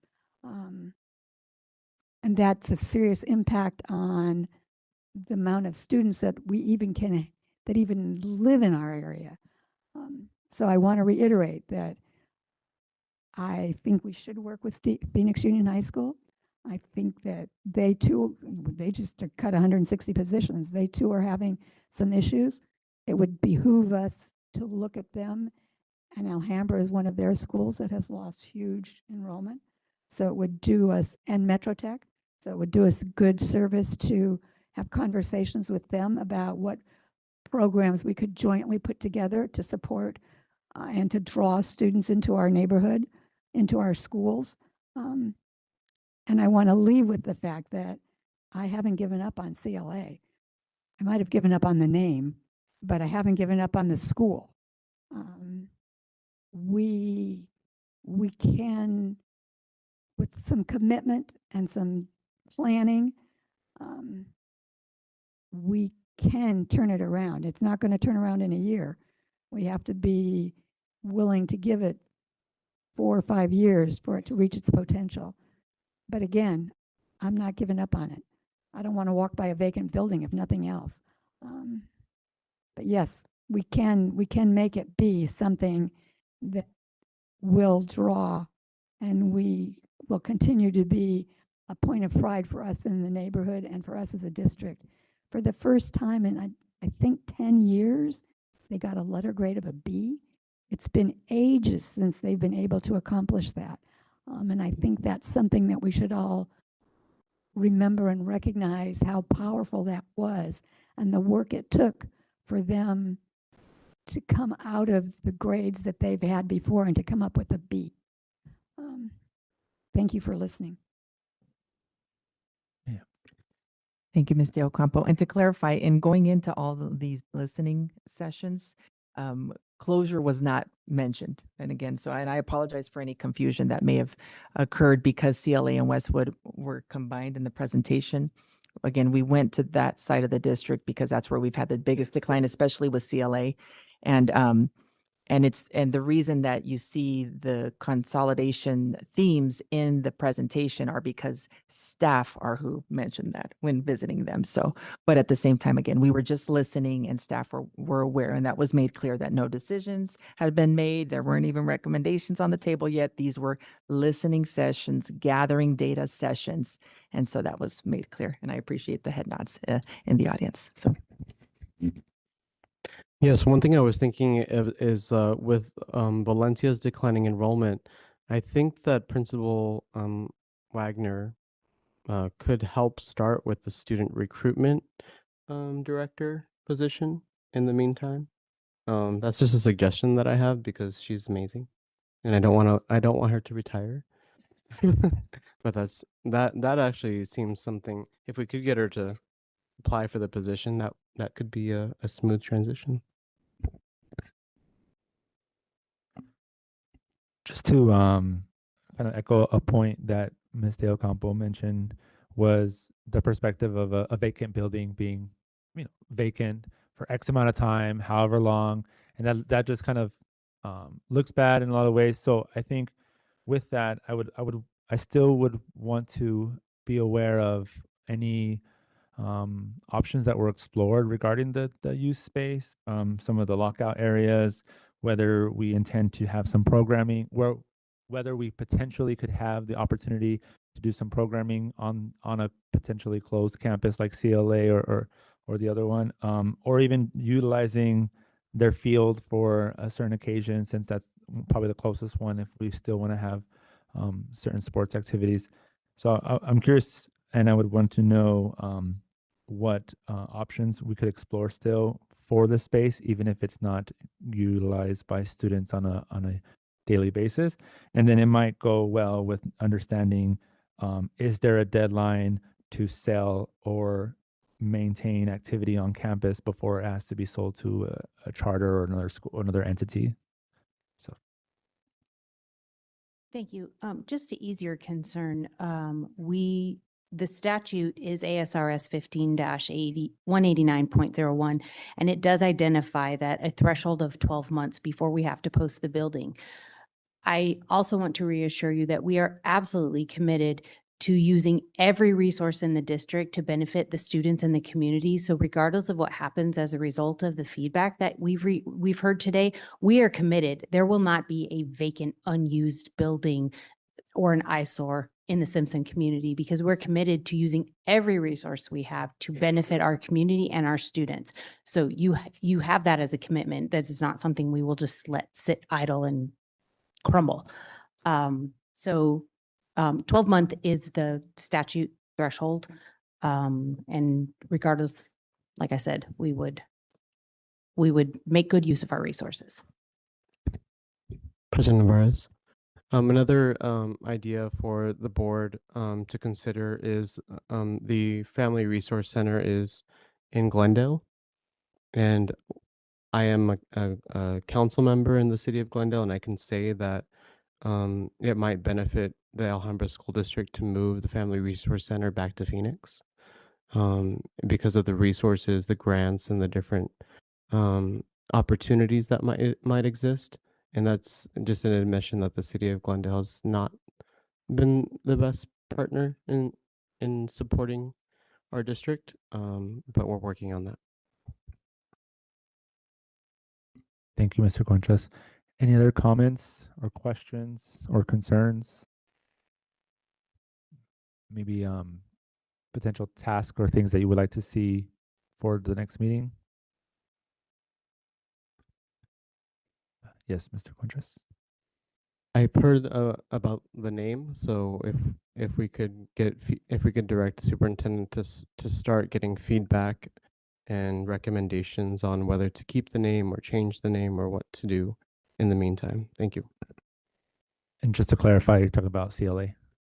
Yeah, CLA to Simpson Neighborhood School. Okay.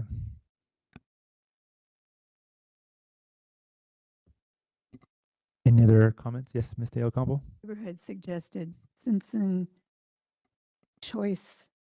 They kept the word choice in there. I'm not exactly where, but Simpson Choice. They just wanted Simpson back. They weren't opposed to taking the word choice out. They just wanted Simpson back in there somewhere. Thank you, Mr. Conchas and Ms. Del Campo for that. And what I will say is I know when speaking to the staff, they were concerned that they had no input at all into the change. I've heard the direction you'd like me to go, and we can further research that. Thank you.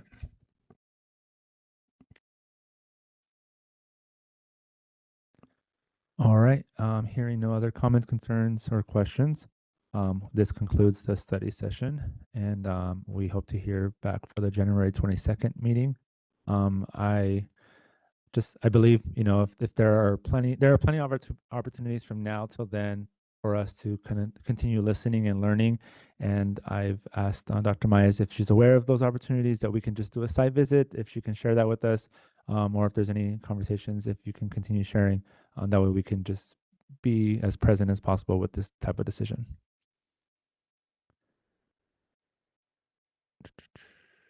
All right, moving to L, meeting closing. Next board meeting, January 22nd, here in the boardroom. Calendar of events, we have winter break on the 22nd to January 2nd through January 2nd. Happy New Year. And we have our A Day, January 5th. School will resume January 6th. And our parent-teacher conference will be between January 15th and January 16th. We hope you have a great holiday, everybody. And now it's time to adjourn the meeting. Do I have a motion to adjourn? I move to adjourn. Thank you, Mrs. Florio. Thank you, Mr. Conchas. All in favor say aye. Aye. Aye. Meeting adjourned.